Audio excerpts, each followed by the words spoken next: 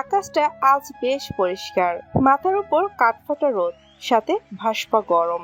আজকে যেন বাতাসে ছিটে ফোটাও নেই কোথাও। গাছের পাতাগুলো ক্লান্ত ভঙ্গিতে স্থির হয়ে আছে। দূর থেকে কাকের কর্কশ কণ্ঠ কানে আসতেই বোঝা যাচ্ছে এই গরম হতে আজ সেও অতিষ্ঠ। রাস্তার একপাশে দেয়ালের ছাউনি পেয়ে একটি কুকুর নিশ্চিন্তে ঘুমিয়ে আছে। তার পাশ দিয়ে ছুটে চলছে কর্মব্যস্ত মানুষজন। ঘামে নিয়ে একাকার হওয়ার সত্ত্বেও ছুটে চলেছে দূর দূরান্তে। চারদিকে উড়ে চলেছে ধুলোবালি। কেমন এক অসহ্যকর পরিবেশ আজ।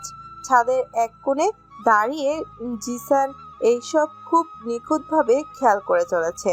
এইসব সাধারণ জিনিসের মধ্যে যেন সে কিছু অসাধারণ জিনিস খুঁজে চলেছে, কিন্তু সেটা কি তা তার জানা নেই। জিসানের স্বভাবই এইটা, যখনই সব অবসর সময় পায় সে তার আশেপাশের জিনিসগুলো খুব নিখুঁতভাবে পর্যবেক্ষণ করতে থাকে। এতে কেমন জানি এক শান্তি অনুভব করে সে। ইহানের ডাকে জিসান নিজের ভাবনার জগৎ থেকে বেরিয়ে আসে। পেছন ঘুরে দাঁড়াতেই ইহানের কৌতূহলের চেহারা ভেসে ওঠে ওর সামনে। জিসান ইহানের কৌতূহলটা বুঝতে পেরে ওকে চোখের ইশারায় পাশে এসে দাঁড়াতে বলে। ইহানও নির্দ্বিধায় জিসানের পাশে গিয়ে দাঁড়ায়। বেশ কিছুক্ষণ দুজনের মাঝে এক নীরবতা কাজ করে। অতঃপর নীরবতা পেরিয়ে জিসানই প্রথম কথা শুরু করে। আরিহাকে নিয়ে তোমার অনেক কৌতূহল, তাই তো? ও এমন কেন, এত কঠোর কেন? ইহান মাথা দুলায়। জিসান তা দেখে এক দীর্ঘশ্বাস নেয়। আকাশের পানে তাকিয়ে বলে, উত্তরটা আমি নয়, বরং উত্তরটা তোমায় আরিহাই দিবে। আমি শুধু তোমায় দিক নির্দেশনাগুলো দিব। একটা কথা নিশ্চয় জানো, সকল মানুষেরই অতীতে একটা না একটা তিক্ত অধ্যায় থাকে। পার্থক্য শুধু একটাই, যে কয়েকজনেরটা হয় কালো পার্থক্য শুধু একটাই, যে কয়েকজনেরটা হয় কালো অধ্যায় আর কয়েকজনেরটা হয় কলঙ্কিত অধ্যায়। আরিহারও তেমনই এক অধ্যায় নিজের মনে বয়ে বেড়াচ্ছে। ইহান এবার জিজ্ঞাসু দৃষ্টিতে জিসানের দিকে তাকায়। জিসান সেই আগের ন্যায় আকাশের পানে তাকিয়ে থেকে বলে, ছোট থেকেই আরিহা ভালোবাসার কাঙ্গাল। যদি ওকে নিজের করতে চাওয়া, তাহলে প্রতিটা মুহূর্ত ওকে ভালোবাসার চাদরে মুড়িয়ে রাখতে হবে। ওর উপর অধিকার খাটাতে হবে। ও না চাওয়া সত্ত্বেও ওর সকল জিনিসের খেয়াল তোমায় রাখতে হবে। ওর কষ্টে ভাগ বসাবে। ওর অন্তরালে পুরোপুরিভাবে নিজের বসবাস স্থাপন করবে। তার জন্য তোমার যা করা প্রয়োজন তুমি তাই করবে। এর জন্য যদি নিজের নামের পাশে সাইকো উপাধিও লাগাতে হয়, তাহলে তাই হোক। ইহান এক দীর্ঘশ্বাস নিয়ে বলে, আরিয়াকে ম্যানেজ করা এত সহজ নয়। তোমার সাথেও ফ্রি, তোমার বাধ্য ও, তাই তুমি ওকে ইজিলি হ্যান্ডেল করতে পারো। কিন্তু আমি তা পারবো কিনা আদৌ সন্দেহজনক। আরিহা কি আদৌ আমায় চাই কিনা তা নিয়ে আমি দ্বিধা দ্বন্দ্বতে ভুগছি। সেখানে এইসব তো। আর কিছু বলল না ইহান। দূর আকাশের পানে তাকিয়ে রইল। তা দেখে জিসান মুচকি হেসে বলে, সব কিছুরই একটা না একটা শুরু থাকে, আর সকল শুরু যে ভালো হয় তা কিন্তু না। বেশিরভাগ শুরুই হয় তিক্ততায় ঘেরা, এরপরে আস্তে আস্তে গিয়েই তা হয় মধুর। যেমনটা আমার বেলায়ও হয়েছিল। একটা সময় ছিল যখন আরিহা আমায় সহ্যই করতে পারতো না। আমার ছায়া দেখলেও ভয়ে কুঁকড়ে যেত, চিল্লাপাল্লা করতো, কান্না করতো, জিনিস ছুঁড়ে মারতো আমার দিকে। এই বলে জিসান চুপ হয়ে যায়। তারপর নিজের গেঞ্জির হাতাটা হালকা উপরে উঠাতেই অতি কালচে হয়ে যাওয়া কাটার দাগ ফুটে ওঠে। দেখেই বোঝা যাচ্ছে এইটি অতি পুরনো জখম। ইহান জিসানের দিকে তাকাতে জিসান বলে, আরিহার দেওয়াই আঘাত এটা। এমন অসংখ্য আঘাত পেয়েছি আমি ওকে সামলাতে গিয়ে, যার চিহ্ন সময়ের সাথে ফুরিয়ে গিয়েছে। কিন্তু এই আঘাতটি চিহ্ন ফুরিয়ে যায়নি। হয়তো এই আঘাতটি দ্বারা কিছু তিক্ত আর মধুর স্মৃতি বহন করে, তাই আরিহা আমার উপর জিনিস ছুঁড়ে মারতো, কিন্তু তা যাতে আমি ওর কাছে না আসি। আমাকে আঘাত করার ওর কোনো কালেই উদ্দেশ্য ছিল না। কিন্তু সেইবার ভুলবশত ও আমার দিকে ছুরি নিক্ষেপ করে, আর ছুরিটা গিয়ে লাগে আমার বাঁ হাতে। ছোট ছিলাম তাই ব্যথাটা সহ্য করতে পারিনি। ব্যথা সহ্য করতে না পারে সেইখানেই মেঝেতে পড়ে গিয়েছিলাম, আর ব্যথায় কাতরাচ্ছিলাম। হাত দিয়ে প্রচণ্ড পরিমাণে ব্লিডিং হচ্ছিল। তা দেখে হয়তো আরিহা খুব ভয় পেয়ে যায়, আর দ্রুত আমার সামনে এসে আমায় ডাকতে থাকে। পরক্ষণেই ওর চেহারায় আমার জন্য চিন্তার ছাপ স্পষ্ট ফুটে উঠেছিল। সেই দিন ব্যথা থাকা সত্ত্বেও মুখে হাসি ফুটে উঠেছিল আমার, এই ভেবে যে আরিহা এখন আর আমায় ভয় পাচ্ছে না। অতঃপর আওয়াজ শুনে বাবা দ্রুত রুমে ছুটে আসে আর আমার চিকিৎসা করায়। সেই দিনের পর থেকে ও আমার সাথে একটু হলেও ফ্রি হয়েছিল, ভয় পেত না আমায়। আস্তে আস্তে আমরা বন্ধু হয়ে যাই। আর আজ দেখো ও আর আমি কেমন। ইহান জিসানের দিকে জিজ্ঞাসা দৃষ্টিতে তাকিয়ে বলে, আরিহা কি তোমার সাথে থাকতো? না মানে ওর তো বাবা মা আছে, তাহলে ও তোমার সাথে কেন থাকতো? তোমার কথা অনুযায়ী ওর সাথে তোমার সাথে কোনো বন্ধুত্ব ছিল না, পরবর্তীতে হয়েছে। তার উপর যতটুকু বুঝলাম ও কোনো ট্রমার মধ্যে ছিল। তাহলে ওই সময় ও তোমার কাছে কেন ছিল? জিসান এবার এক দীর্ঘশ্বাস নিয়ে বলে, আমাদের আরেকটা সম্পর্ক আছে, তা হলো ভাই বোনের সম্পর্ক। আপন না, আমি ওর ফুফাতো ভাই হই। আর ও আমার সাথে কেন ছিল তা আরিহার কাছ থেকে জেনে নিও। এখন শুধু এতটুকু জেনে রাখো, আরিহার এমন শক্ত হওয়ার পিছে আমার বাবার অনেক বড় হাত আছে। আর আরিহাকে এমন ওর ভালোর জন্য বানানো হয়েছে। ইহান এবার অধৈর্য হয়ে বলে, আমি আরিহার অতীত জানতে চাই, এখনই। জিসান এবার ঘুরে হাঁটা দেয়। সে যেতে যেতে বলে, অপেক্ষার ফল সবসময় মিষ্টি হয়, তাই অপেক্ষা করো। সব তোমায় আরিহাই বলবে, কিন্তু তার জন্য তোমায় একটু কাঠখড় তো পুড়তেই হবে। পথ আমি দেখিয়ে দিয়েছি, বাকিটা পথ তোমায় একাই চলতে হবে, মাই ডিয়ার সতীন মশাই। এই বলে হালকা হাসে সে। হুট করেই দরজার পাশে এসে দাঁড়িয়ে যায় জিসান। তারপর ঘাড় ঘুরে ইহানের দিকে তাকিয়ে বলে, যাই করো না কেন, আরিহার বাবা মার কথা কখনো বলো না। বিশেষ করে ওর মার ব্যাপারে তো একদমই না, ভুলেও না। তা না হলে ও যে ঠিক কি করবে তা তুমি ভাবতেও পারবে না। এই বলে জিসান আর এক মিনিটও দেরি না করে দ্রুত সেখান থেকে চলে যায়। আর ইহান সেখানে স্থির হয়ে দাঁড়িয়ে থাকে। কিভাবে কি করবে কিছুই বুঝে উঠতে পারছে না সে। সে কি আদৌ আরিহাকে সামাল দিতে পারবে? ওর অন্তরালে কি সে জায়গা করতে পারবে? আরিহা নিজের কেবিনে বসে আছে, বা হাতটা মাথায় চেপে ধরে গভীরভাবে কিছু একটা ভাবছে সে। ডান হাত দিয়ে পেপার হোল্ডার বলটি ঘুরাচ্ছে সে। মূলত কালকে রাতে জিসানের বলা কথাগুলোই ওকে ভাবাচ্ছে, ভীষণ ভাবাচ্ছে। দ্বিধাদ্বন্দ্বে ভুগছে কি করবে সে। ঠিক একই সময় কেউ হুড়হুড় করে আরিহার কেবিনে ঢুকে পড়ে। কাউকে উপস্থিত অনুভব করতে পেরে আরিহা মাথা তুলে তাকায়। মাথা তুলে তাকানোর সাথে সাথেই ওর ভুরু কুঁচকে আসে। আরিয়া নিজের কেবিনে বসে আছে, বা হাতটা মাথায় চেপে ধরে গভীরভাবে কিছু একটা ভাবছে সে। ডান হাত দিয়ে পেপার হোল্ডার বলটি ঘোরাচ্ছে। মূলত কালকে রাতে জিসানের বলা কথাগুলো ওকে ভাবাচ্ছে। ভীষণ দ্বিধাদ্বন্দ্বে ভুগছে কি করবে সে। ঠিক এমনই সময় কেউ হুড়হুড় করে আরিহার কেবিনে ঢুকে পড়ে। কারো উপস্থিত অনুভব করতে পেরে আরিহা মাথা তুলে তাকায়। মাথা তুলে তাকানোর সাথে সাথে ওর ভুরু কুঁচকে আসে। জিসান একটা কেলানি মার্কা হাসি দিয়ে দাঁড়িয়ে আছে। জিসান সেই হাসি মুখে ঝুলিয়ে রেখে আরিয়ার সামনে চেয়ারটা টেনে বসে। তারপর একটু দুষ্টুমি সুরে বলে, আমার কথা ভাবছিলে বুঝি? ইস, কত ভালোবাসো আমায়। সারাদিন শুধু আমার কথাই ভাবো। এত ভালোবাসা যে আমি কই রাখি। সকল জায়গা তো ফুরিয়ে আসলো, এখন কি করি? এই বলে থামে জিসান। তারপর কি যেন ভাবছে এমন অভিনয় করতে থাকে। জিসানের এমন উদ্ভট কথায় আরিহার ভুরুকুটি আরো কুঞ্চিত হয়ে আসলো। সে তীক্ষ্ণ দৃষ্টিতে জিসানের দিকে তাকিয়ে থাকে। জিসান সেই সব তোয়াক্কা না করে আরো কিছুক্ষণ ভাবার অভিনয় করে বলে, এক কাজ করো, এইখান থেকে 80% ভালোবাসা ইহান নামক জীবের অন্তরালে রেখে দাও, কেমন? এতে আমার একটু স্পেস ক্লিন আপ হলো, সাথে নতুন এক রমণীর ভালোবাসা রাখার জায়গাও। আরিয়া এবার বিরক্তি মাখা কণ্ঠে বলে ওঠে, এত এ নিয়ে বেনিয়ে কথা বলিস কেন বলতো? ডাক্তার হয়েছিস বলে কি নিজের সাথে সাথে অন্যের মাথাও গন্ডগোল পাকাবি? নিজে তো হাফ মেন্টাল, তার উপর আমাকে বানাচ্ছিস ফুল মেন্টাল। জিসান এবার হালকা হেসে বলে, মেন্টাল আমি বানাচ্ছি না, বরং মেন্টাল যাতে না হতে পারিস তার ব্যবস্থা করছি। নিজের মধ্যে যে কষ্ট বয়ে বেড়াচ্ছিস তা তোকে যে দিনে দিনে হ্রাস করে দিচ্ছে। বারবার করে বলছি নিজের কষ্টটা ভাগ কর, এতে একটু হলেও তুই শান্তি পাবি। তুই যতই এগিয়ে যা, কিন্তু এই তিক্ত ঘেরা পিছুটা রয়ে যাবে রে, যা তোকে আবার টেনে নিচে নামিয়ে নিয়ে আসবে। জিসানের কথায় আরিয়া কিছুটা শান্ত হয়ে যায়। জিসান আবার বলতে শুরু করে।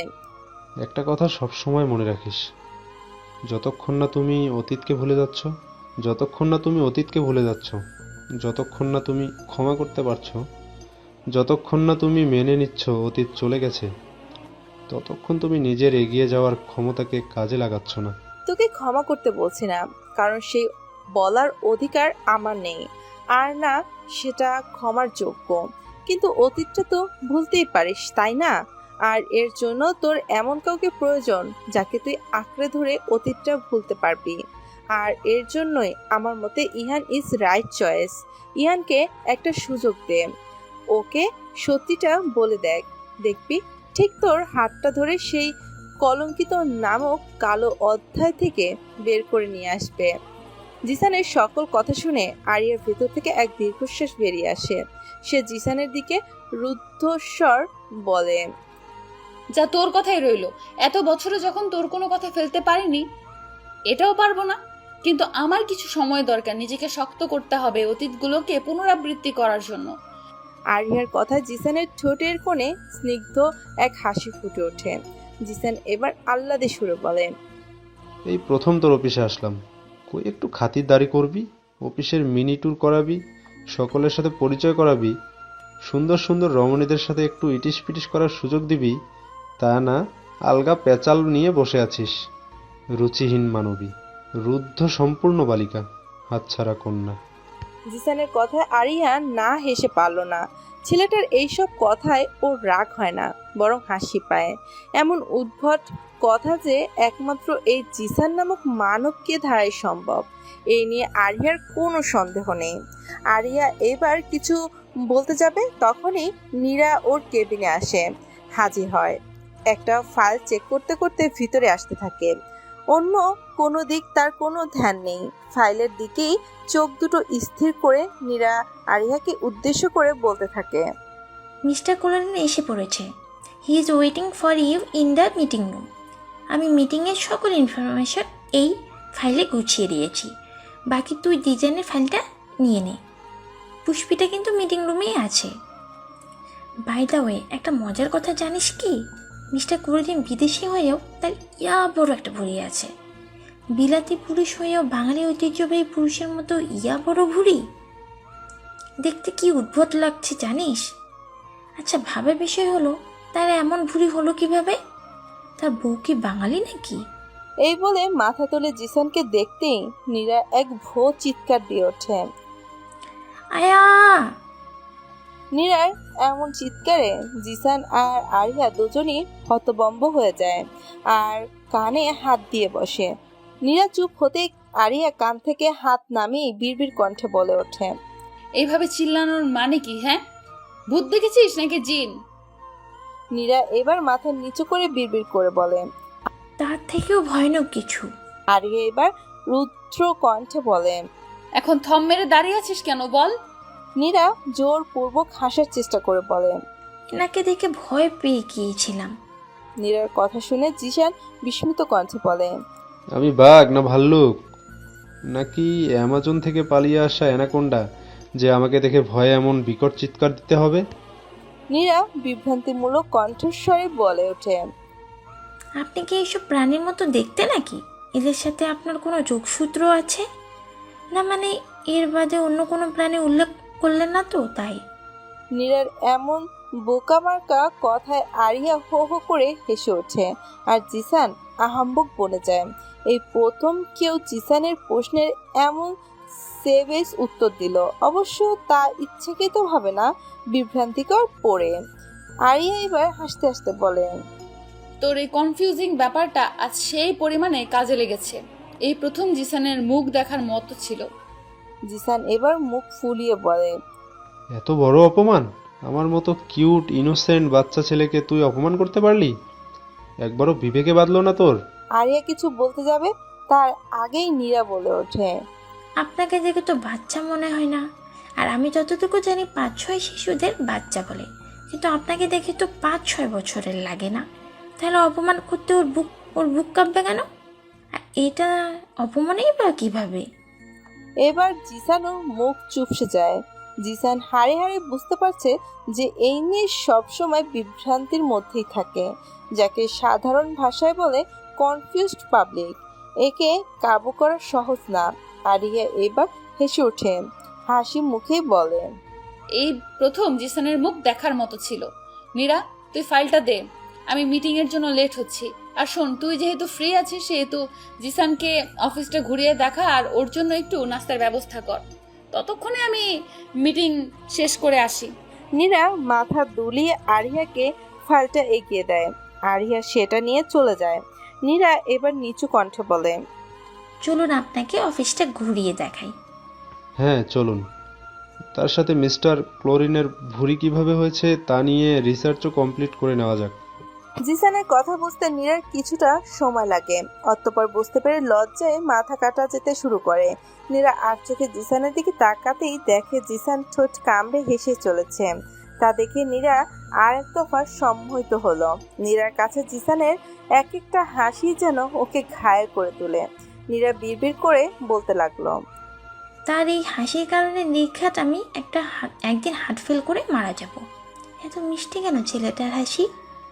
রাতে আরিয়া ফ্রেশ হয়ে বের হতেই দেখে টেবিলের উপর খাবার সাজানো।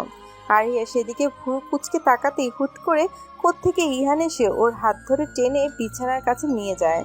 অতঃপর নিজে বিছানায় বসে আরিয়াকে টান দিয়ে নিজের কোলে তুলে বসিয়ে দেয়। এমন আকস্মিক ঘটনায় আরিয়া কিছুটা চমকে ওঠে। সাথে সাথে ওর চোখ দুটো বড় হয়ে যায়। তা দেখে ইহান মিষ্টি সুরে আবৃত্তি করে বলে, তোমার গভীর কালো দুই নয়নের গভীরতায় তলিয়ে গেছি বহুদূর। উদ্দেশ্যহীন হাঁটতে হাঁটতে পৌঁছে গেছি বহুদূর। এখন তুমিহীনা জীবনটাই বিষণ্ণতায় ঘেরা। আরিয়া এবার বিস্মিত না হয়ে পারল না, কেননা ইহানের এমন রূপ তার কাছে একদমই নতুন।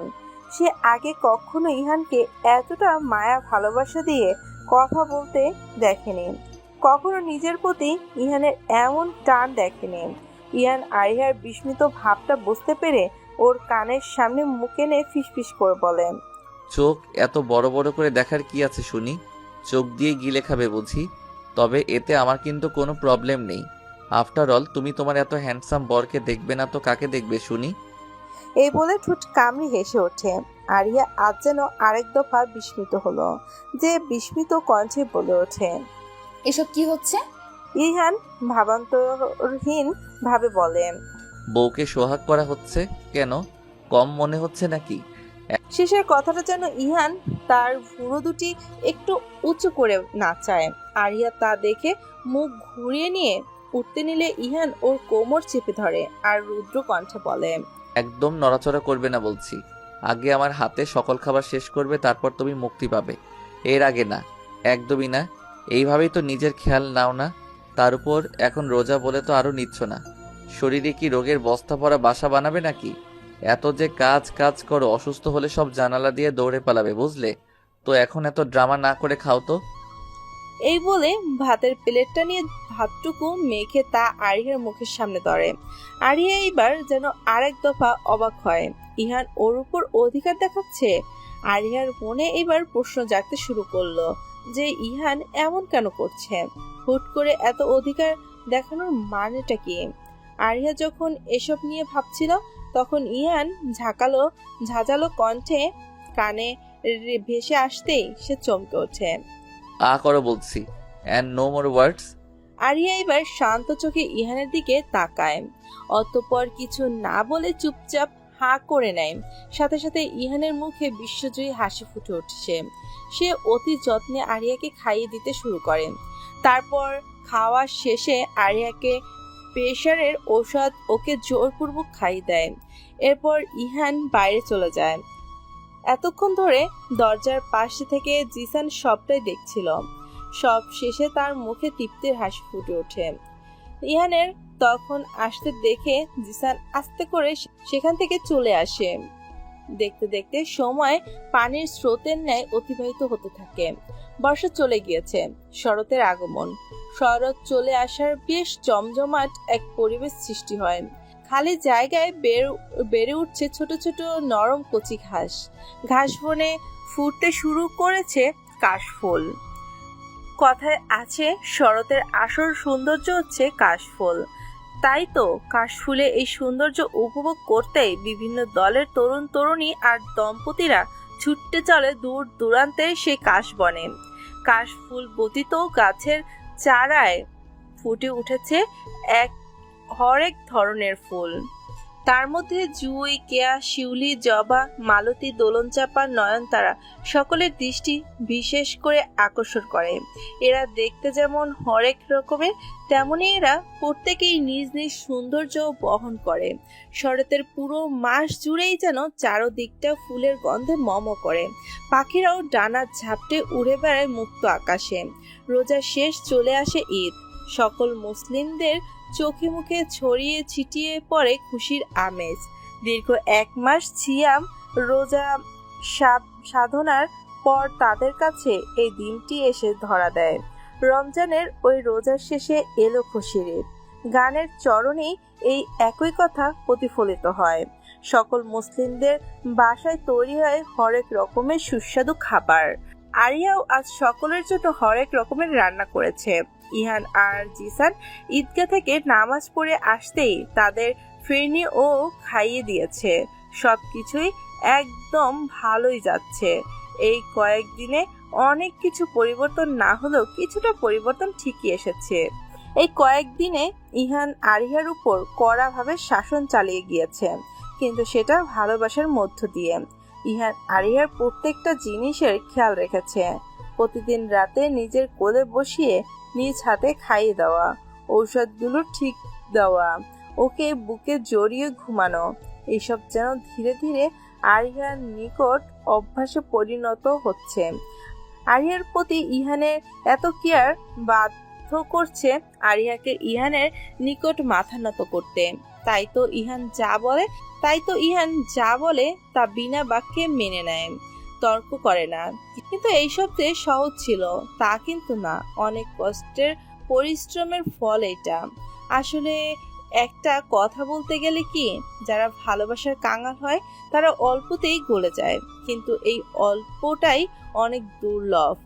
তারা সীমিত ভালোবাসার মধ্যেই নিজের অস্তিত্ব খুঁজে বের করতে পারে।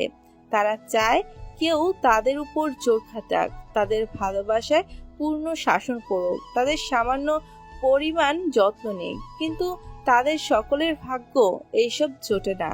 আর তাদের ভাগ্যে জোটে তারা হয় অতীত বিশেষ বা ভাগ্যবান।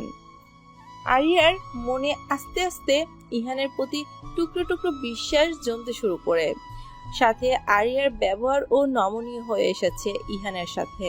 এরই মধ্যে আরিয়ার মন বারবার বলছে ইহানকে বিশ্বাস করতে, ওকে সব বলে দিতে, অতঃপর ওকে আপন করে নিতে আর নতুন এক জীবন শুরু করার জন্য। কিন্তু মস্তিষ্ক বলছে কাউকে বিশ্বাস না করতে। বিশ্বাস মানেই মন ভাঙা। ইহানকে নিজের সাথে জড়ালে কষ্ট কমবে না, বরং আরো বাড়বে। আরিয়া যে বিশাল এক দ্বিধা দ্বন্দ্বে ভুগছে তার কোনো সন্দেহ নেই। অতঃপর জিসানের বলা কথাগুলো মনে পড়ে যায় তার। ও বলছিল, মস্তিষ্ক দ্বিধাগ্রস্ত আর মন দ্বিধাহীন। কথাটা মনে পড়তে আরিয়া সিদ্ধান্ত নেয় যে সে এইবার মনের কথা শুনবে। সারা জীবন তো মস্তিষ্কের কথা শুনে আসলো, আজ না হয় মনের কথাটা শুনে দেখা যাক। সে ঠিক করলো আজই ইহানকে নিজের অতীতের ব্যাপারে সব জানাবে সে। এরই পর পরিণতি কি হবে দেখাই যাবে। অবশ্য আরিয়া নেগেটিভটাই ভেবে রেখেছে, তাই সে কিছুটা দ্বিধাহীন হয়ে যায়। বারান্দায় রাখা দুটো চেয়ারে বসে আছে আরিয়া আর ইহান। খোলা আকাশে মিটমিট করে জ্বলে উঠছে অসংখ্য তারা। তাদের মাঝে পূর্ণ থালার ন্যায় দাঁড়িয়ে আছে পূর্ণাঙ্গ 4টি। নিজের হালকা স্নিগ্ধ আলো চারদিকে ছড়িয়ে দিচ্ছে সে। গাছের ডালা, পাতায় ও ফুলের পাপড়িগুলোর মধ্যে চাঁদের এই স্নিগ্ধ আলো পড়তেই তারা খিলখিলিয়ে হেসে ওঠে। মৃদু বাতাস বইছে চারদিকে, যার শরীরে হিম শীতল ভাবে ছুঁয়ে যাচ্ছে। সাথে নাকে ভেসে আসছে হরেক রকম ফুলের মিষ্টি গন্ধ, বেশ আবেগপূর্ণ পরিবেশ। আজ পূর্ণিমার রাত হলে হয়তো রাতটা যেন সম্পূর্ণরূপে পূর্ণতা পেত। বারান্দায় গ্রিলের ফাঁক দিয়ে এক মুঠো চাঁদের আলো আষ্টে পিষ্টে পড়েছে ইহান আর আরিহার গায়ে। রুমে জ্বলতে থাকা কৃত্রিম আলোর কিছু অংশ বারান্দার মধ্যভাগে এসে পড়েছে, যার ফলে ইহানের নিকট আরিহার বিষণ্ণতার মাখা চেহারাটা বেশ স্পষ্ট। চোখ মুখ খিচে আছে সে। ইহানের কেন যেন মনে হচ্ছে আজ আরিহা তার কাছে কিছু কনফেস করতে চায়, কিন্তু সেটা কি? আরিহার অতীত নাকি অন্য কিছু?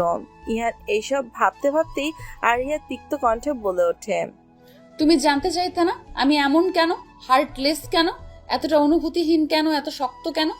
ইহান কিছু না বলেই মাথা তোলায়, যার অর্থ হ্যাঁ। আরিহা তা বুঝতে পেরে বলে, সকল মানুষের স্বভাবের পেছনে একটা কারণ থাকে, ঠিক আমার এমন স্বভাবের পেছনেও একটা কারণ আছে। এক কালো অধ্যায় আছে যা কলঙ্ক দিয়ে ঘেরা, যা অতীতের পাতায় বন্দি, যার প্রতিফলে আজ আমি এমন পাষাণ। ইহান এবার ইতস্তত করে বলে, আমি জানতে চাই সেই কারণ, জানতে চাই তোমার সেই কালো অতীত। আরিয়া ইহানের দিকে থেমে মুখ ঘুরিয়ে নিয়ে আকাশের পানে তাকিয়ে বলে, এই অতীত জানার পর হয়তো আমাকে মেনে নেওয়া তোমার পক্ষে সম্ভব না, আসলে কারো পক্ষে সম্ভব না। এমনই এক অতীত আমার। ইহান এবার চোয়াল শক্ত করে বলে, সেটা পরে বোঝা যাবে সম্ভব কিনা। আমরা পরীক্ষা দিয়ে অনিশ্চিত ফলাফলের আশায়। এইটি এখন ভালো হতে পারে, আবার খারাপও। আগে থেকে জানাই থাকা ফলাফল কি তাহলে কেউ আর পরীক্ষা দিতই না? তাই তুমি যা ভাবছো তা নাও হতে পারে। আর কি বাই আছে তোমার অতীতে? আরিয়া তাচ্ছিলের হাসি এসে বলে, যদি বলি আমি কলঙ্কিত, উপর থেকে নিচ পর্যন্ত, এমনকি ভেতর দিয়েও। এতটুকু শোনার পর কি তুমি আমার অতীত জানতে চাইবে? কথাটা ইহানের কানে প্রতিধ্বনি হতেই ইহান স্থির হয়ে যায়। অতঃপর নিজেকে সামলিয়ে কাঁপা কাঁপা গলায় বলে, হ্যাঁ চাইবো, শুরু থেকে সব বলো। I want to know everything. ইহানের জবাবে আরিহা একবার ইহানের মুখের পানে তাকিয়ে থেকে চোখ সরিয়ে দূর আকাশের দিকে স্থির করে। তারপর এক দীর্ঘশ্বাস নিয়ে বলে, ঠিক আছে, তুমি যখন জানতেই চাইছো তখন ঠিক তাই হোক। ঘটনাটা ঘটে আজ থেকে 13 বছর আগে, যখন আমার বয়স 11 কি 12। তখন 13 বছর আগে মিস্টার অ্যান্ড মিসেস আজমির হক হচ্ছেন আমার বাবা মা। তাদেরই একমাত্র মেয়ে ছিলাম আমি। একমাত্র মেয়ে ছিলাম বলে যে তারা আমায় মাথায় তুলে রাখতো তা কিন্তু না, বেশ শাসনই করতো আমায়, যাকে বলে অতিরিক্ত শাসন। কিন্তু সময় মতো আমার সকল চাওয়া পাওয়া ঠিকই পূরণ করেছে তারা, কিন্তু জীবনের সবচেয়ে বড় চাওয়াটাই পূরণ করতে পারেনি তারা।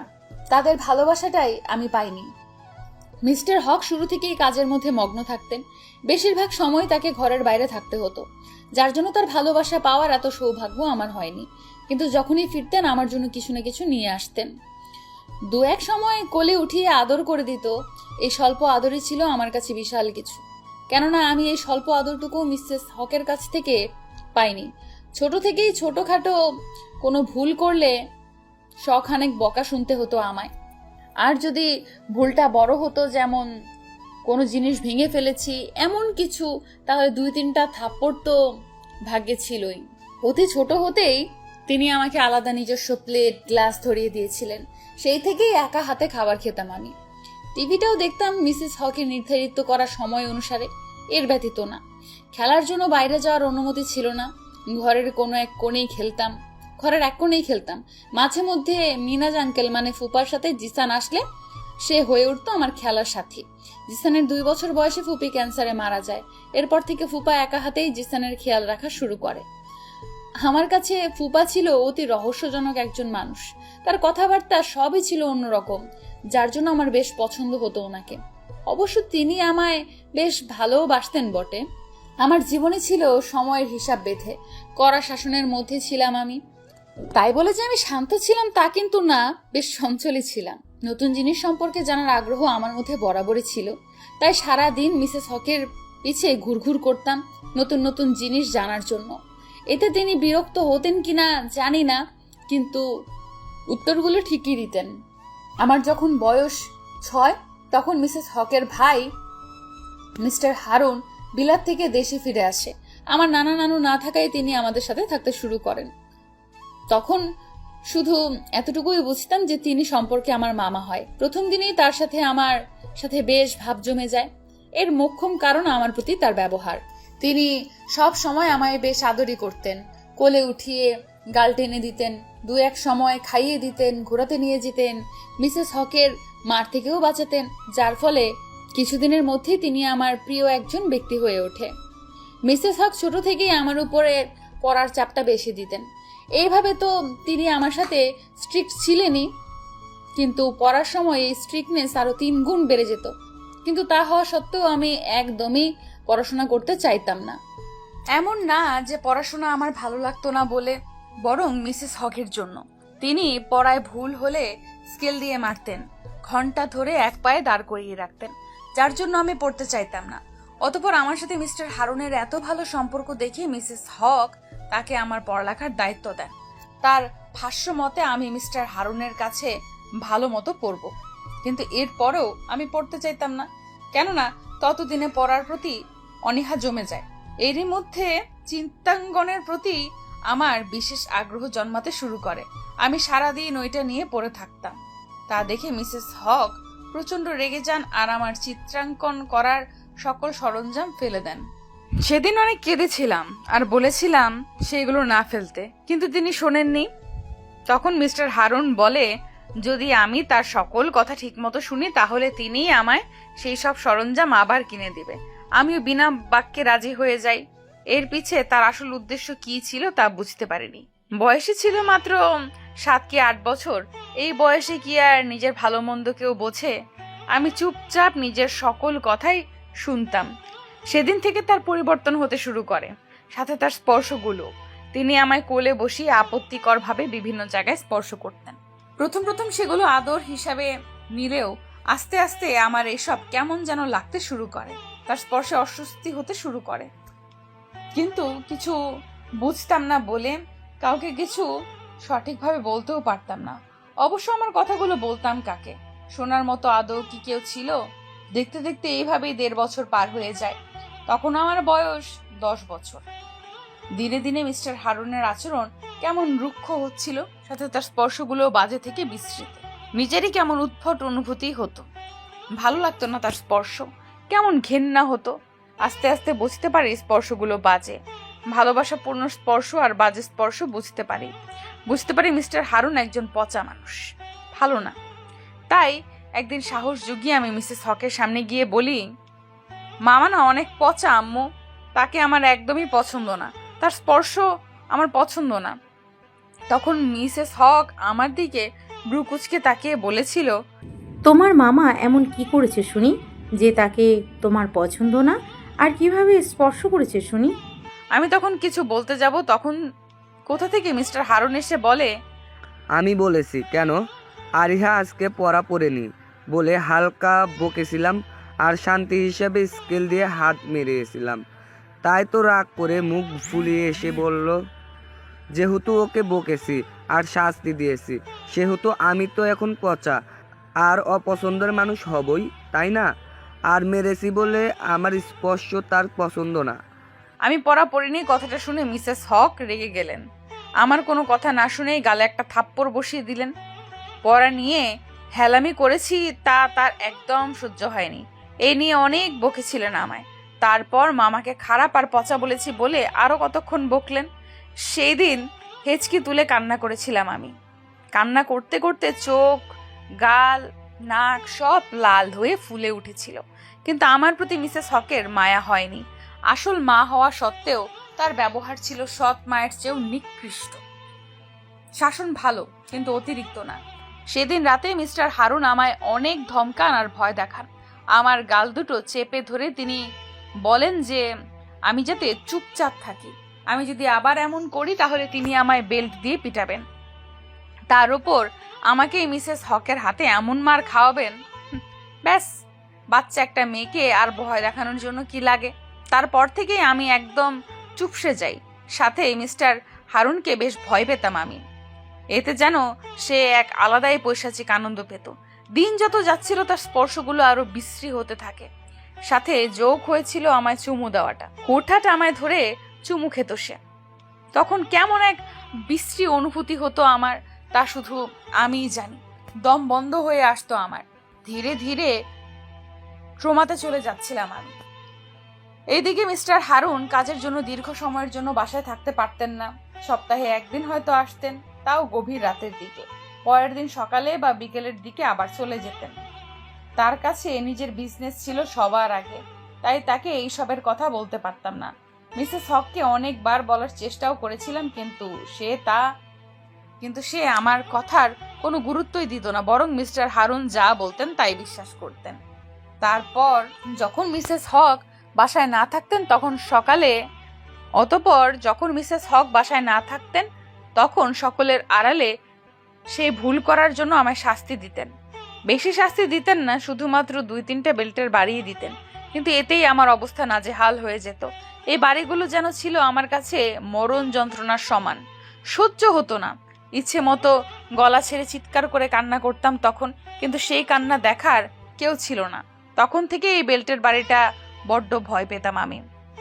এতটাই যে রাতেও 2-1 সময় এইসব নিয়ে দুঃস্বপ্ন দেখে চিৎকার করে কেঁদে উঠতাম আমি। কিন্তু সেই কান্না 4 দেওয়ালের মধ্যেই রয়ে যায়। এক বিশাল রুমে একা থাকতাম যে আমি। দেখতে দেখতে এইভাবেই সময় অতিবাহিত হতে থাকে। আমি আমার মামা নামক নিকৃষ্ট প্রাণীর কাছ থেকে প্রতিনিয়ত শোষিত হতে থাকি। ডিপ্রেশনে চলে যাচ্ছিলাম আমি। পারছিলাম না এসব সহ্য করতে। আমার যে ঠিক কি করা উচিত তাও বুঝতে পারছিলাম না। অবশ্য 11-12 বছর বয়সী এক মেয়ের জন্য এইসব বোঝার কথাও না।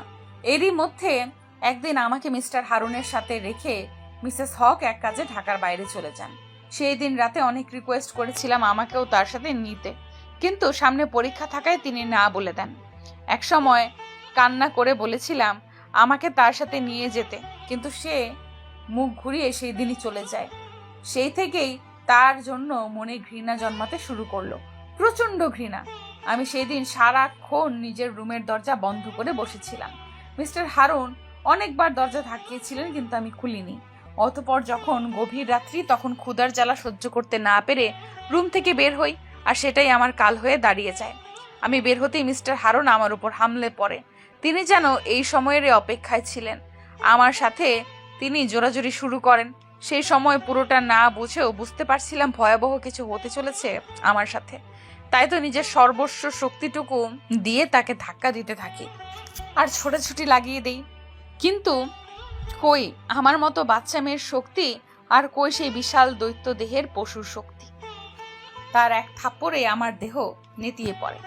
ছিটকে পড়েছিলাম ফ্লোরে। তা দেখে সে বিশ্রী হাসি হাসে আর হামলে পড়ে আমার উপর। নিজেকে বাঁচানোর মতো কোনো পথই ছিল না আমার কাছে। অতঃপর যা হওয়ার ছিল তাই হলো। সেই পশুটা আমাকে দ্বারা নিজের কামনাটা মিটিয়ে নিল, আর আমি ওসব সহ্য করতে না পেরে বিভৎস অবস্থায় জ্ঞানহীনভাবে সেখানেই পড়ে রইলাম। রক্তের সরু ধারা বয়ে যেতে থাকে মেঝেতে। হয়ে গেলাম আমি কলঙ্কিত, অপবিত্র। আমার নামের পাশে লাগিয়ে দেয় ধর্ষিতা ট্যাগটি। 12 বছরের সেই বাচ্চা মেয়েটি পড়ে যায় ধর্ষিতা নারীদের দলে। এতটুকু বলেই আরিহা নিঃশব্দে কেঁদে ওঠে। না চাইতো পানি গড়িয়ে পড়তে থাকে অজস্র জল। সেই পুরনো ক্ষতগুলো যে আবার জেগে উঠেছে। ইহানের চোখেও পানি চিকচিক করে ওঠে। রুমে অবশিষ্ট লাইটের কৃত্রিম আলোয় বারান্দায় আসার ফলে আরিহার কান্নামাখা চেহারা একদম স্পষ্ট। তারই সাথে আরিহার 2টি কালো গভীর নয়নে এসে ভিড় করেছে হাজারো কষ্ট, বেদনা, কিছু তিক্ত স্মৃতি, যা হয়তো কখনো ভোলার মতো না। ইহান পারছে না আর সইতে। এতটা কষ্ট একটা মানুষ কিভাবে বয়ে বেড়াতে পারে তা তার জানা নেই। সান্ত্বনা দেওয়ার মতো ভাষাও খুঁজে পাচ্ছে না ইহান। আসলেই বলবে এটা কি? আদৌ কি এইটাকে সান্ত্বনা দেওয়ার মতো ভাষা থাকে? আরিহান নিজের চোখ মুছে এক দীর্ঘশ্বাস নিয়ে আবার বলতে শুরু করে। সেদিন হয়তো আমার মৃত্যু নিশ্চিত ছিল, কিন্তু ভাগ্যবশত সেই দিন রাতেই মিস্টার হক বাসায় ফেরেন। তার কাছে এক্সট্রা চাবি থাকায় তিনি নির্দ্বিধায় তার গৃহস্থলে প্রবেশ করেন। নিজের গৃহস্থলে প্রবেশ করেই তিনি দেখতে পান চারদিকটা অন্ধকারে আচ্ছন্ন। তিনি লাইট জ্বালিয়ে সামনে এগোতেই আমার বিধ্বস্ত হওয়া দেহটি তার সামনে ভেসে ওঠে। পাশ দিয়ে রক্তের সরু রেখা বয়ে চলেছে। সাথে সাথে সে আমার নাম ধরে চিৎকার করে ওঠেন, আমার কাছে এসে আমাকে ডাকতে থাকেন, কিন্তু আমি কোনো রেসপন্স করিনি। করবই বা কিভাবে? আমি তো আর সজ্ঞানে নেই। মিস্টার হকের চিল্লানিতে মিস্টার হারুন ঘুমো ঘুমো চোখে বেরিয়ে আসে। মিস্টার হারুন তখন নিজের মধ্যে এতটাই মশগুল ছিলেন যে তিনি ঠিক কোন অবস্থায় আছে তার দিকে কোনো ধ্যান ছিল না। সে যে বস্ত্রহীনভাবেই বাইরে চলে এসেছেন। মিস্টার হারুনকে এইভাবে দেখে মিস্টার হকের আর বুঝতে বাকি রইল না যে আমার এই অবস্থার পেছনে দায়ী কে, আর আমার এই অবস্থায় বা হলো কিভাবে। কিন্তু সে তখন চেয়েও কিচ্ছু বলতে পারল না, কেননা আমার অবস্থা অনেক বাজে ছিল। কোনো মতে মিস্টার হারুনকে থ্রেট দিয়ে তিনি আমার গায়ে তার কোটটা জড়িয়ে নিয়ে আমায় কোলে করে নিয়ে হসপিটালের দিকে ছুটলেন। আমার অবস্থা বেশ খারাপ ছিল। আইসিইউতে নেওয়া হয় আমায়। আমার ইন্টারনাল ব্লিডিং থামছিলই না, তার উপর আমার পালস রেটও কমে আসছিল। ডাক্তাররা আশা ছেড়েই দিয়েছিল যে আমি বাঁচব, কিন্তু আল্লাহর রহমতে বেঁচে যাই। তাও ডাক্তাররা রিস্ক না নিয়ে আমায় আইসিইউতে রাখে আর আমায় অবজার্ভ করে। তারা আমার জ্ঞান ফেরার অপেক্ষা করতে থাকলেন, কিন্তু আমার আর জ্ঞান ফিরে আসলো না। আমি 2 মাসের জন্য কোমায় চলে যাই। এদিকে মিস্টার হক আমার ধর্ষণ হওয়ার কথাটার টাকার জোরে ধামাচাপা দিয়ে দেন। কেউ আর জানতে পারেনি বিষয়টা। মিসেস হক সব শুনে হতবম্ব হয়ে যায় আর কান্নায় ভেঙে পড়েন। কাজের সুবাদে মিরাজ আঙ্কেল জিসানকে নিয়ে তখন লন্ডনে শিফট হয়েছিল মাত্র। আমার এমন অবস্থার কথা শুনে তারা বাংলাদেশে চলে আসেন। অতঃপর বাংলাদেশে এসে আমার এই অবস্থার পিছে কে ছিল তা জানতে পারে সে। সব শুনে তিনি খুঁজে নিয়ে জানতে পারেন যে মিস্টার হারুন নিখোঁজ, যার অর্থ এই যে সে পালিয়েছে। তাই মিনাজ আঙ্কেল নিজেই তাকে খুঁজে বের করে এবং তার হাতেই মিস্টার হারুনকে গুলি করে মারে আর তাকে নির্মম মৃত্যুদান করে। যেহেতু মিনাজ আঙ্কেল সিআইডি অফিসার ছিলেন, সেহেতু তিনি ব্যাপারটা সামলে নিতে পারেন, তার কোনো ঝামেলা হয় না। অন্যদিকে 2 মাস পর যখন আমার জ্ঞান ফিরে আসে, তখন আমার পাগল প্রায় হয়ে উঠেছিলাম আমি। যেই সামনে আসতো তাকে দেখে ভয়ে চিল্লিয়ে উঠতাম। বিশেষ করে মিস্টার অ্যান্ড মিসেস হককে দেখলেই নিজের বোধ শক্তি হারিয়ে ফেলতাম। হাতের সামনে যা পেতাম তাই ছুঁড়ে মারতাম। তখন ঘুমের ইঞ্জেকশন ব্যতীত আমায় শান্ত করা সম্ভবই হতো না। একমাত্র মিনাজ আঙ্কেলই আমায় শান্ত করতে সক্ষম হয়েছিলেন। তিনি ব্যতীত কেউ আমায় সামলাতে পারেননি। আমিও মিনাজ আঙ্কেল বাদে কাউকে সহ্য করতে পারতাম না। হয়তো তার উপর আমার একটু হলেও বিশ্বাস ছিল তার জন্য। ডাক্তার আমার কন্ডিশন দেখে বলে আমি অনেক বড় এক ট্রমার মধ্যে আছি। এমন সময় আমি যার সাথে শান্ত আছি আমাকে তার সাথেই রাখতে। যাদের আমি সহ্য করতে পারি না তারা যেন ভুলেও আমার সামনে না আসে, তা না হলে আমি হয়তো বা ব্রেন স্ট্রোকও করতে পারি। সব শুনে মিস্টার হক কিছু বলবেন তার আগেই মিনাজ আঙ্কেল আমায় তার কাছে রাখার সিদ্ধান্ত নেন। মিস্টার হকও তখন বিনা বাক্যে রাজি হয়ে যান আর আমাকে স্বাভাবিক আর মানুষ দায়িত্ব মিনাজ আঙ্কেলকে দিয়ে দেন। বলতে গেলে আমার পুরো দায়িত্বটাই দিতে দেন। মিস্টার হক আমার এই অবস্থার জন্য মিসেস হককে দোষারোপ করে, কিন্তু স্ত্রী বলে তাকে পরিহার করতে পারেন না। মিনাজ আঙ্কেল ঠিক করেন যে উনি আমায় নিয়ে লন্ডনে চলে যাবেন, কেননা বাংলাদেশে আমি ভালো থাকবো না। এইখানে আমায় সেসব তিক্ত স্মৃতিগুলো দাঁড়িয়ে বেড়াবে। তাই পরবর্তী 1 সপ্তাহের মধ্যেই মিনাজ আঙ্কেল আমায় আর জিসানকে নিয়ে চলে আসে লন্ডনে। পাড়ি জমাই আমি লন্ডনে, কিন্তু সেখানে এসেও তেমন পরিবর্তন ছিল না। আমি সারাক্ষণ চুপ করে থাকতাম, হুট করে কেঁদে উঠলাম, গলা ফাটিয়ে চিৎকার করতাম, পাগলের মতো আচরণ করতাম। অতঃপর ঘুমের ইঞ্জেকশন দিতেই শান্ত হয়ে বিছানায় পড়ে থাকতাম। আমার এই অবস্থা দেখে মিনাজ আঙ্কেল আর জিসানের চোখ ছলছল করে উঠত। আস্তে আস্তে আমার পাগল ন্যায় আচরণ কম হয়, কিন্তু তাও আমি তখন কাউকেই সহ্য করতে পারতাম না, এমনকি জিসানকেও না। জিসান আমার থেকে বেশি না, 2 বছরের বড়, কিন্তু আমাদের মধ্যে বন্ধুত্ব সম্পর্ক ছিল। তাও কেন জানি তখন ওকেও ভয় করত, প্রচন্ড রকমের ভয়। তাই ও আমার কাছে আসতে নিলেই জিনিস ছুঁড়ে মারতাম। ওকে আঘাত করার জন্য নয়, বরং ও যাতে আমার কাছে না আসে সেই জন্য। একদিন এইভাবেই জিনিস ছুঁড়ে ফেলতে গিয়ে পাশে থাকে ছুরি, ওর দিকে ছুঁড়ে মারি, যার জন্য ওর হাতে গভীর ক্ষত হয়ে যায়। সাথে সাথে ও ব্যথায় কুকড়ে ওঠে আর মেঝেতে পড়ে যায়। টপ টপ করে রক্ত পড়তে থাকে। সেই দেখে কেন জানি ওর প্রতি ভয়টা চলে যায়। আমি দ্রুত ওকে গিয়ে দেখতে থাকি। তখনই আঙ্কেল আসে আর জিসানের দ্রুত ট্রিটমেন্ট করায়। এরপরও জিসান আমায় কিছু বলেনি, বরং প্রতিবারের মতোই আমায় সামলাতে এসেছিল। তখন বুঝেছিলাম ওর থেকে আমার ক্ষতি নেই, ওকে ভয় পাওয়ার কোনো কারণ নেই। পরবর্তীতে আমি আস্তে আস্তে ওর সাথেও স্বাভাবিক হয়ে উঠি, বন্ধু হয়ে যাই আগের মতো। আমাকে পুরোপুরিভাবে স্বাভাবিক আর মনের মধ্যে থাকা ভয়টা দূর করার জন্য মিনাজ আঙ্কেল আমাকে সাইকিয়াট্রিস্টের কাছে নিয়ে গেলেন। প্রায় দীর্ঘ 1 বছর আমায় সাইকিয়াট্রিস্টের কাছে নিয়ে যান, প্রপার ট্রিটমেন্ট করান তিনি আমার। আমি কিছুটা স্বাভাবিক হতেই মিনাজ আঙ্কেল আমায় তার মতো করে গড়ে তুললেন আমায় একদম শক্ত নির্দয়। আঙ্কেল জানতেন হয়তো আমায় এমন না বানালে আমি ভালো থাকতে পারবো না বেঁচে থাকতে। তিনি আমায় অন্ধকার ভরা জীবনে আলো নিয়ে আসলেন। মিনাজ আঙ্কেল না থাকলে এইসব ভুলে মুভ অন করা আমার পক্ষে কখনোই সম্ভব ছিল না। মিনাজ আঙ্কেল আমায় পুরোপুরিভাবে স্বাধীন বানালেন, আমায় নিজের পায়ে দাঁড়ানোর পথ দেখিয়ে দিলেন, আমাকে পরিপূর্ণ বানালেন, যাতে আমি একাই এই সমাজের মাঝে বাস করতে পারি আর মানুষের চোখের দিকে চোখ রেখে কথা বলতে পারি। ছোট থেকে বড় সকল কাজ আমাকে শেখালেন তিনি। কিভাবে কাঁদতে হয় সেটাই ভুলিয়ে দিলেন। সকল পরিস্থিতিতে শক্ত ও শান্ত হতে শিখালেন। আমার মাইন্ডটা তার মতো করে সেট আপ করলেন। আমার শুরু থেকে শেষ তিনিই দেখেছেন। আজ আমি যা, সবই মিনাজ আঙ্কেলের দান। তিনি না থাকলে হয়তো আমি সেই কলঙ্কিত অধ্যায়ের অন্তরালে ডুবে যেতাম, তিলে তিলে মরে শেষ হয়ে যেতাম। আমি অনেক আগেই মিস্টার অ্যান্ড মিসেস হকের সাথে সম্পর্ক বিচ্ছিন্ন করে ফেলি, তাদের সারনেম নিজ নাম থেকে সরিয়ে ফেলি আর মিনাজ আঙ্কেলের সারনেম ব্যবহার করতে শুরু করি। হয়ে উঠি আমি আরিহা আহমেদ।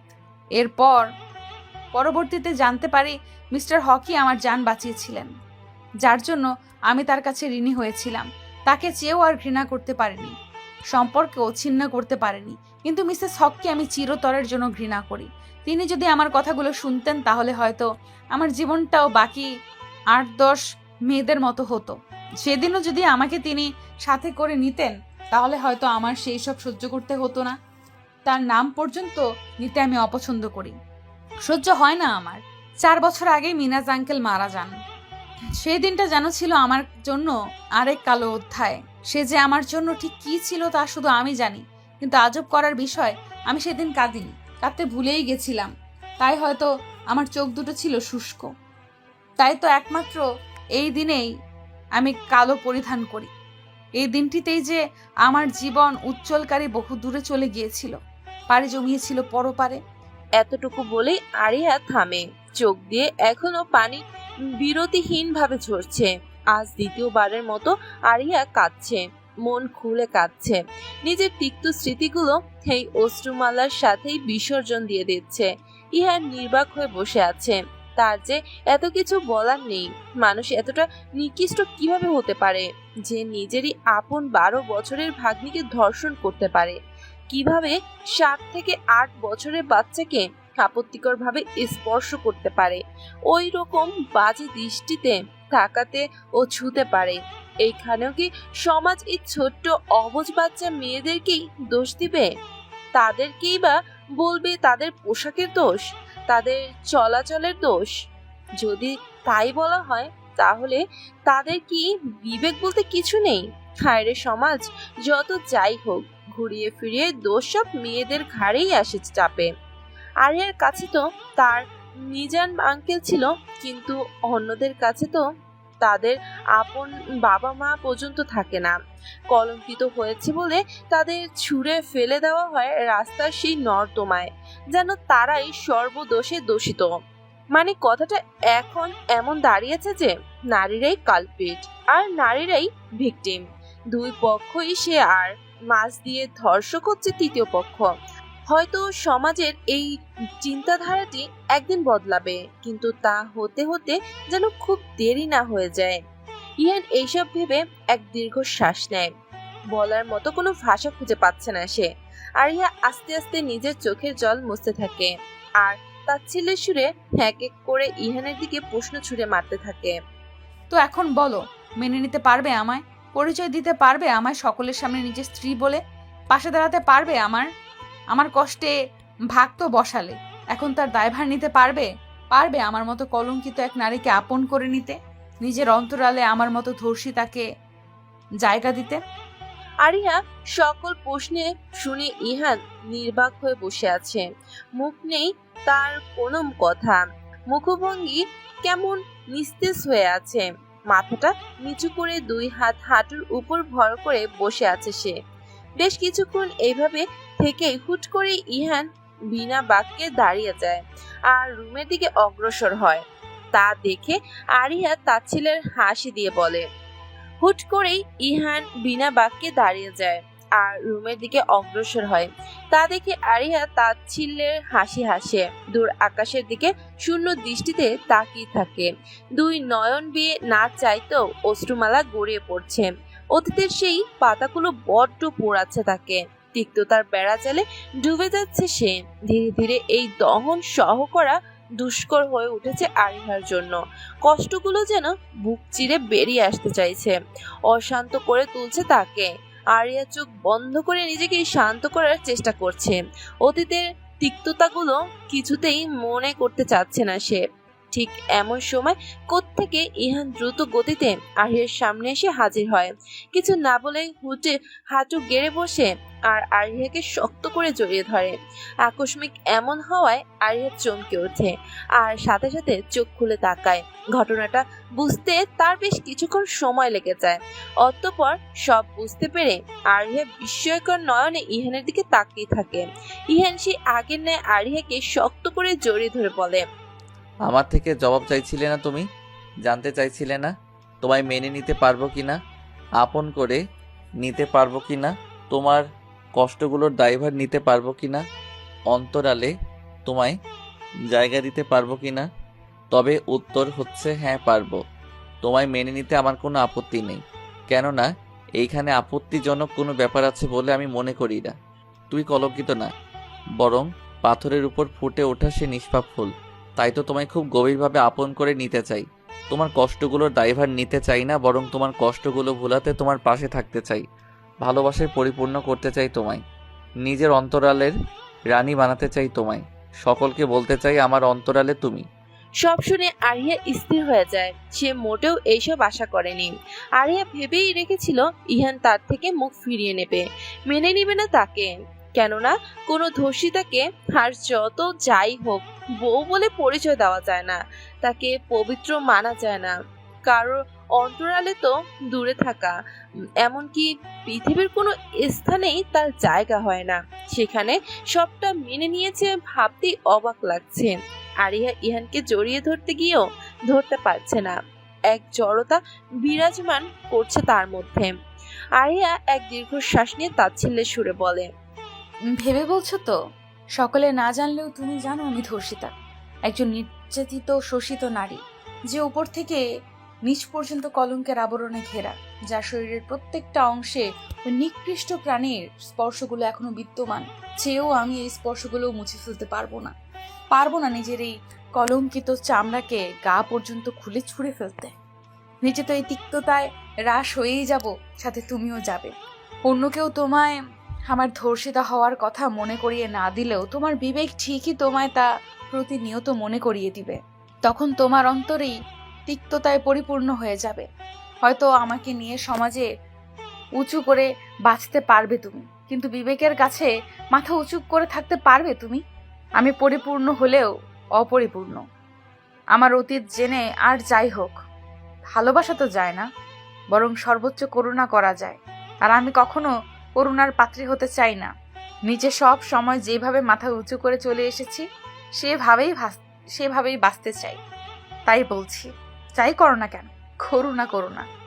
তুমি যেতে চাইলে বাধা দেব না আমি, বরং নিজে থেকে ডিভোর্স পেপারটা দিয়ে। আর বলতে পারলো না আরিহা। ইহান সজোরে আরিহার গালে এক থাপ্পড় বসিয়ে দেয়। আরিহা এবার যেন অবাকের শেষ পর্যায়ে পৌঁছে যায়। সে মোটেও এটা আশা করেনি। আরিহা মুখ তুলে ইহানের দিকে তাকাতেই কিছুটা স্থির হয়ে যায়। আবছা আলোয় ইহানের রাগে লাল হয়ে যাওয়া চেহারাটা স্পষ্ট ফুটে উঠেছে। চোয়াল শক্ত করে আছে সে, চোখ দিয়ে যেন আগুনের শিখা ঝরে পড়ছে। নাকটা একদম টুকটুকে লাল হয়ে আছে। আরিয়া এবার কিছু বলতে যাবে তার আগে ইহান আরিয়াকে নিজের খুব কাছে টেনে নিল। কিছু বোঝার আগে আরিয়া ঘাড়ের পিছে হাত ঠেকিয়ে ঠোঁটের ঠোঁট চেপে ধরলো। আরিয়া এবার যেন অবাকের সপ্তম আকাশ পেরিয়ে গেল। সবই ওর কাছে ধোঁয়াশা মনে হতে শুরু করলো। মনের ভিতরে এক শীতল অনুভূতি বয়ে যেতে শুরু করলো। মুহূর্তেই এক দমকা হাওয়া এসে যেন সব উলট পালট করে দিল। বেশ কিছুক্ষণ পর ইহান সরে আসে, আলতো করে আরিয়ার মাথার সাথে মাথা ঠেকিয়ে জোরে জোরে শ্বাস নিতে থাকে। নিজের রাগটা সংযত করার চেষ্টা করতে লাগলো।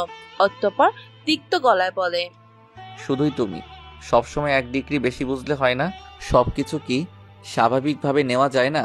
বারবার কি লাগিয়ে দিয়েছো যে তুমি ধর্ষিতা, তুমি নির্যাতিত, শোষিত নারী? আচ্ছা, এইখানে কি তোমার দোষ ছিল? কোনো অপরাধ ছিল? ছিল না।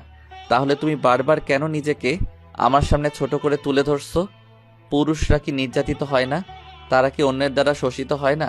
তাহলে তাদের বেলায় কেন এই শব্দগুলো উচ্চারণ হয় না? কেন কেউ বলে না একজন পুরুষ অমুক দ্বারা নির্যাতিত হয়েছে? কেন তাদের বেলায় কোনো দোষ ধরা হয় না, খুঁত ধরা হয় না? অনেকে বলবে এর মূল কারণ আমাদের সমাজ ব্যবস্থা, কিন্তু আমি বলবো না এইখানে পুরোপুরিভাবে সমাজের দোষ না। এর মুখ্য কারণ হচ্ছে আমাদের চিন্তাভাবনা। আমরা সময় নারীদেরকেই দোষী ভাবি, তাদের জন্য নির্যাতিত শব্দটা ব্যবহার করি। ধর্ষিত নারীদের মনে রাখি, অথচ ধর্ষককে নয়। হুতো ধরি এক ধর্ষিতার, যে তার এই কারণে আজ তার এমন দশা, তাকেই বাজে মন্তব্য করি। কেন করি আমরা এমন? আমাদের এই চিন্তাভাবনার জন্য। একবারও কি আমরা এটা ভাবি যে ওই মেয়েটার উপর দিয়ে কি গিয়েছে, কি সহ্য করেছে সে? বরাবর সকল জায়গায় একজন ধর্ষিতাকে লজ্জিত হতে হয়, লাঞ্ছিত হতে হয়। কেন হতে হয়? তার দোষ কোথায় এখানে? সে কেন লজ্জা পাবে? তার তো মাথা উঁচু করে চলার কথা, কেননা সে তো কোনো ভুল করেনি। বরং যে ভুল করেছে তাকে লজ্জিত হওয়া উচিত, লাঞ্ছিত হওয়া উচিত। তাকে সমাজ থেকে গলা ধাক্কা দিয়ে বের করা উচিত। নির্যাতিত, শোষিত শব্দগুলো আমরা শুধুমাত্র নারীদের জন্যই ব্যবহার করি, আর তা আজ থেকে না, বরং সেই সৃষ্টির শুরু থেকেই। যেন এই দুইটি শব্দ শুধুমাত্র মেয়েদের জন্য নির্ধারিত। তুমি এই বলো, এই শব্দটি কেন শুধুমাত্র নারীদের জন্যই ব্যবহৃত হয়? পুরুষদের বেলায় কেন এই শব্দগুলো ব্যবহৃত হয় না? নারী আর পুরুষ উভয়ের বেলায় এইটি প্রযোজ্য, তাই উভয়ের বেলায় এই শব্দটি ব্যবহৃত করতে হবে। তা না হলে এই ইচ্ছাকৃতভাবে বানানো স্ত্রীবাচক শব্দগুলোই বাংলা সাহিত্য হতে তুলে ফেলতে হবে। এই বলে দম নেয় ইহান। আরিয়া ছলছল করা দুটো চোখ বন্ধ করে রাখে, যার ফলে চোখের ফ্রেমে বন্দি থাকা অশ্রুগুলো গান বেয়ে গড়িয়ে পড়তে থাকে। ইহান একটু শ্বাস নিয়ে শান্ত কণ্ঠে বলে, তাই বলছি, যতক্ষণ না আমরা নিজেদের চিন্তাভাবনা পবিত্র করছি, যতক্ষণ না সকলকে সমান চোখে দেখতে শুরু করছি, ততক্ষণ কিছুই বদলাবে না। তুমি তোমার চিন্তাভাবনা বদলাও, সমাজ এইভাবেই বদলে যাবে, বরং তখন বদলাতে বাধ্য হবে। আর তুমি যদি নিজের সম্মান নিজেই না করো, তাহলে অন্যের থেকে কিভাবে আশা রাখো যে সে তোমায় সম্মান করবে? নিজে ছোট মনে করো না, তুমি কলঙ্কিত নও, বরং ফুলের চাইতেও বেশি পবিত্র। কিভাবে জানো? কেননা তোমার অন্তর পবিত্র, তোমার চিন্তা ভাবনা পবিত্র, সবচেয়ে বড় কথা তোমার মন পবিত্র। তুমি হচ্ছ পাথরের মধ্যে ফুটে ওঠা সেই বিশেষ পুষ্প, যার সামনে সকল পুষ্প নেতিয়ে পড়ে। You are rear Ariha, and you have to believe this. আমি তোমার উপর কোনো করুণা করছি না, বরং তোমায় পেয়ে নিজেকে ভাগ্যবান মনে করছি যে আমি এমন রিয়ার একজনকে পেয়েছি, যার জায়গায় শুধুই এখন আমার অন্তরালে। আরিয়া ভাবতেও পারেনি ইহানের চিন্তা ভাবনা এতটা স্বচ্ছ, এতটা বিশুদ্ধ ও উন্নত। ইহানের প্রত্যেকটা কথায় আরিয়ার চিন্তা ভাবনার সাথে মিলে গিয়েছে। আরিয়া তখন ইচ্ছাকৃতভাবে সেই কথাগুলো ইহানকে বলেছিল, যাতে সে ইহানের প্রতিক্রিয়াটা দেখতে পারে। অনেক সময় আমরা কষ্টের কোনো ঘটনা শুনে আবেগে ফেঁসে গিয়ে হুট করেই একটা সিদ্ধান্ত নিয়ে ফেলি, ভবিষ্যতে চিন্তা করি না, অতঃপর পরে গিয়ে আমরা তা নিয়ে আফসোস করি। তাই আরিয়া ভবিষ্যতের তিক্ততা ইহানের সামনে তুলে ধরে, যাতে সে ইহান নিজের সিদ্ধান্ত নিয়ে দ্বিতীয়বার ভাবে। কিন্তু ইহানের প্রতিক্রিয়া দেখে আরিয়া বুঝে গিয়েছে, আর যাই হোক, ইহান তাকে ফেলে দিবে না, বরং সে যা বলেছে তাই করে দেখাবে। আজ মনে হচ্ছে এই প্রথমবার মনের কথাটা শুনে আরিয়ার জীবনের সব ভালো একটি সিদ্ধান্ত নিয়েছে, আর এইটি একমাত্র সম্ভব হচ্ছে জিসানের জন্য। আরিয়া যখন এইসব ভাবছে, তখন ইহানকে শক্ত করে জড়িয়ে ধরে আর বলতে থাকে, ভালোবাসো কিনা তা জানি না, কিন্তু আমি বাসি, প্রচণ্ড রকমের বাসি। তাই তো খুব করে চাই তোমায়। তোমার সাথে এই হাতটি ধরে সারাটা জীবন পাড়ি দিতে চাই। তোমার অন্তরালে আমি হয়ে বসবাস করতে চাই। তোমার কষ্টগুলো নিজের ভালোবাসার চাদরে আবরণের নিচে পিষিয়ে ফেলতে চাই। খুব গভীরভাবে আপন করে নিতে চাই তোমায়। তোমাতেই আমি পরিপূর্ণ হতে চাই। I love you Ariha, I love you a lot. Will you be mine forever? Aria চোখ দুটো চিকচিক করছে। মনের মধ্যে আজ আলাদাই শান্তি বয়ে চলেছে।